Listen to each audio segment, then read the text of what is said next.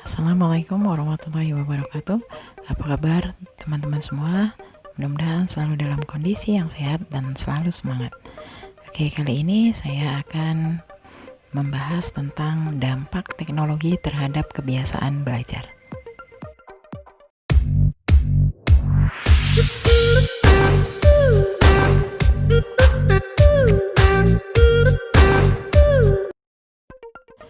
Secara tidak langsung, adanya teknologi dan internet akan mengubah kebiasaan dan cara belajar kita. Apalagi buat kalian yang sedang menjalani sekolah online. Hampir seluruh kegiatan belajar dibantu dengan internet dan teknologi. Namun, secara tidak langsung, teknologi, khususnya internet, sudah mengubah kebiasaan dan cara belajar kita, baik dari dampak positif maupun negatif. Nah, mudah-mudahan setelah kalian menyimak video ini, kalian bisa tahu harus bersikap seperti apa dengan adanya teknologi, terutama internet. Kita akan bahas dulu untuk dampak positifnya. Dampak positif dari penggunaan internet dan teknologi adalah belajar bukan lagi sesuatu yang saklek. Kemudian yang kedua, membedakan yang pintar dengan yang pandai. Kemudian sebagai jembatan belajar yang lebih personal. Selain itu, komunikasi menjadi lebih luas. Oke, dampak yang pertama yaitu belajar bukan lagi sesuatu yang saklek. Dengan teknologi, khususnya internet, membuat kita bisa belajar dimanapun dan kapanpun. Tidak hanya terbatas pada ruang-ruang kelas, waktu dan materi tertentu. Internet dan teknologi melepas batasan tembok kelas, perpustakaan, dan tempat les jadi sesuatu yang lebih luas. Nggak bisa dipungkiri kalau belajar dan memperoleh informasi bukan lagi jadi hal yang saklek. Kita bisa punya akses walaupun di waktu-waktu yang kita pilih sendiri. Pas lagi nunggu jemputan, kita bisa buka gadget dan mendapatkan informasi yang kita mau. Lagi ngobrol sama teman dan kita bingung tentang satu hal, bisa langsung kita cari tahu. Lagi antri jajan, sehabis olahraga, atau malam hari menjelang tidur, kita bisa browsing sesuatu. Tak perlu lagi menunggu waktu khusus. Selain menghemat waktu dan energi, ini penting karena nggak semua orang bisa memaksakan fisik dan mentalnya untuk mengikuti kelas-kelas yang jadwalnya dibuat orang lain. Kita bisa menentukan waktu kita sendiri, kapan untuk duduk dan menyiapkan mental untuk belajar, sehingga belajar jadi kegiatan yang santai dan menyenangkan. Dampak lanjutannya, kegiatan belajar kita jadi lebih efektif. Biasanya kita juga akan membuat kegiatan belajar bukan lagi kegiatan yang sifatnya berat dan menegangkan. Belajar atau mencari ilmu udah menjadi semacam kegiatan harian yang membaur sama hidup kita aja. Apa yang harus kita sadari dari sini? Nah, perkuat rasa penasaran. Dulu, orang-orang seringkali mencatat hal-hal yang ingin dia tanyakan untuk kemudian ketemu sumber yang dia anggap bisa menjawab, orang atau buku atau sumber lain. Karena kesempatan ketemunya nggak gampang. Sekarang, jangan sampai dengan mudahnya akses ke sumber informasi itu membuat kita menjadi menyepelekan dan menghilangkan rasa penasaran. Dampak positif yang kedua yaitu membedakan antara yang pintar dengan yang pandai. Kita sama-sama tahu kalau ada stereotip yang bilang kalau orang yang punya nilai bagus di sekolah adalah orang yang pintar. Ini benar, namun beberapa dari kita terlalu berpatokan pada nilai, dan terkadang nilai-nilai didapat karena orang tersebut berhasil mengingat pelajaran-pelajaran tertentu. Artinya, orang tersebut pintar karena punya wawasan yang luas. Mereka tahu tentang banyak hal. Nah, internet membuat hal ini jadi bias. Ketika informasi bisa didapat oleh siapa saja dengan cepat, kita jadi punya kesempatan yang sama untuk tahu berbagai informasi. Maksudnya, misalnya, ada musisi A yang ikut les dan belajar tentang musik dan segala macam.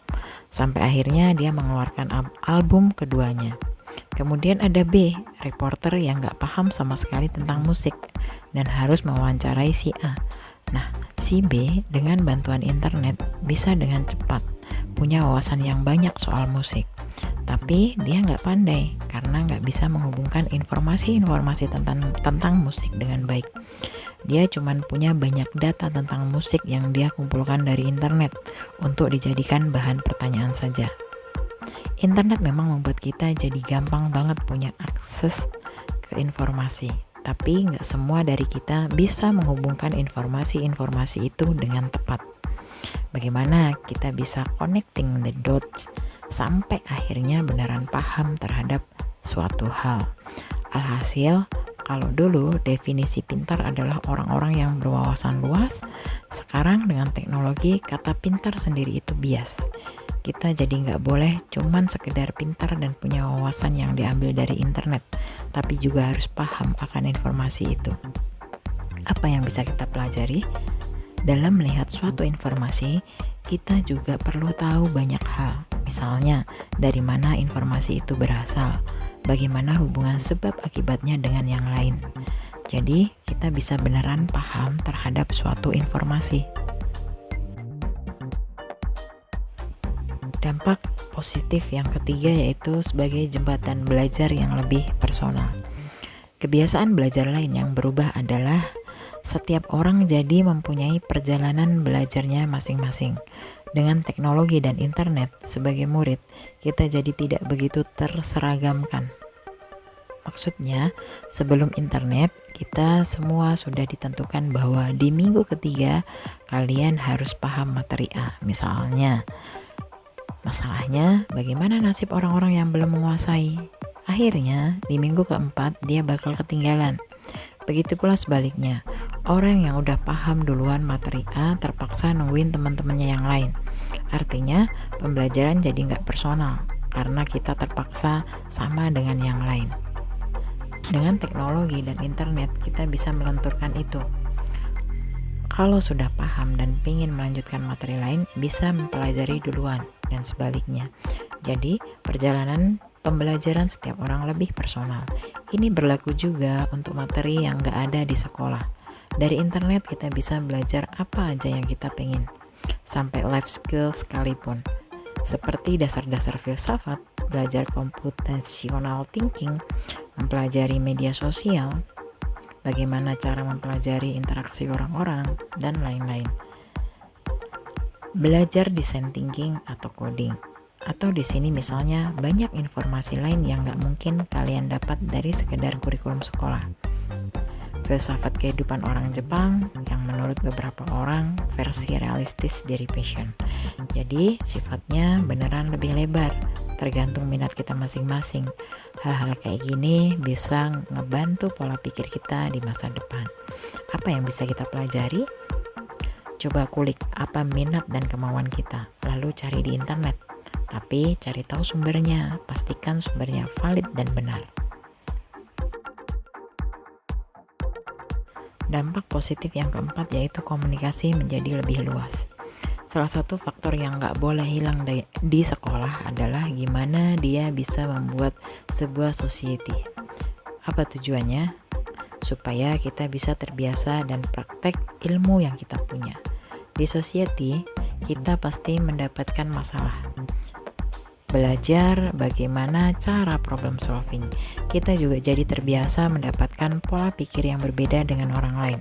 Nah, di situ kita bakalan melatih cara kita bersikap, mengambil keputusan, dan menumbuhkan rasa empati. Internet membuat jangkauan kita menjadi jauh lebih luas lagi. Dengan teknologi, kita bisa aja berinteraksi dengan murid yang berbeda pulau atau bahkan beda negara. Nah, kebayang nggak tuh? Ternyata kalau di kota C, di sekolahnya seperti ini. Oh, ternyata kalau di sekolah D, mikir A sebagai sesuatu yang B. Selama ini saya mikirnya A. Ternyata ada pemikiran-pemikiran lain di luar yang selama ini saya pikir paling benar. Terus apa untungnya? Ya, kita bakalan melihat point of view yang berbeda dari yang selama ini kita percayai. Dan itu akan membuka mata kita terhadap hal-hal baru yang selama ini gak pernah kita lihat. Apa yang kita bisa pelajari? Gunakan internet untuk berkomunikasi atau mendapatkan lingkungan yang baru. Tapi tetap harus berhati-hati. Biar bagaimanapun banyak kejahatan yang bisa terjadi melalui dunia maya.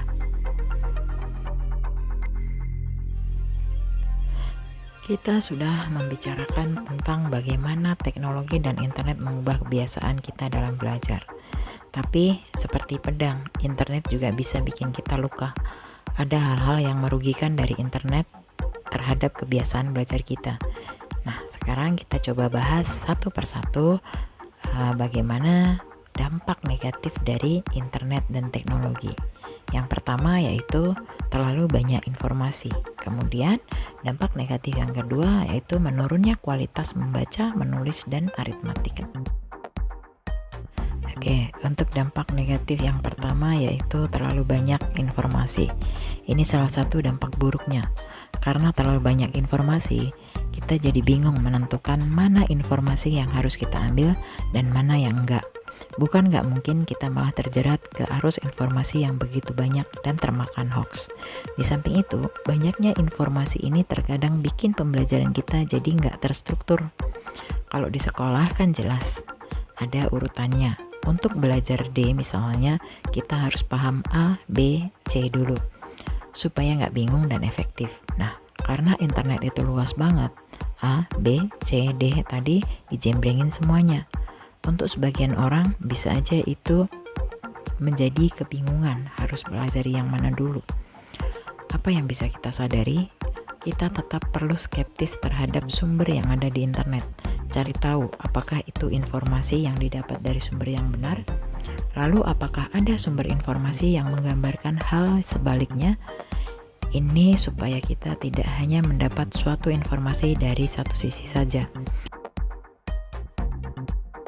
Dampak negatif yang kedua yaitu penurunan kualitas membaca, menulis, dan aritmatika.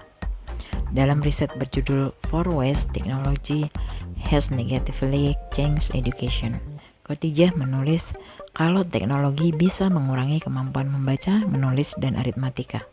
Lah, kok aneh? Di jurnal itu dikasih tahu kalau pergeseran dari kertas ke layar nggak cuma mempengaruhi cara kita menulis, tapi juga mengurangi attention of span. Maksudnya, kita jadi gampang terdistraksi. Kemampuan kita untuk fokus ngerjain satu hal tanpa keganggu jadi rendah.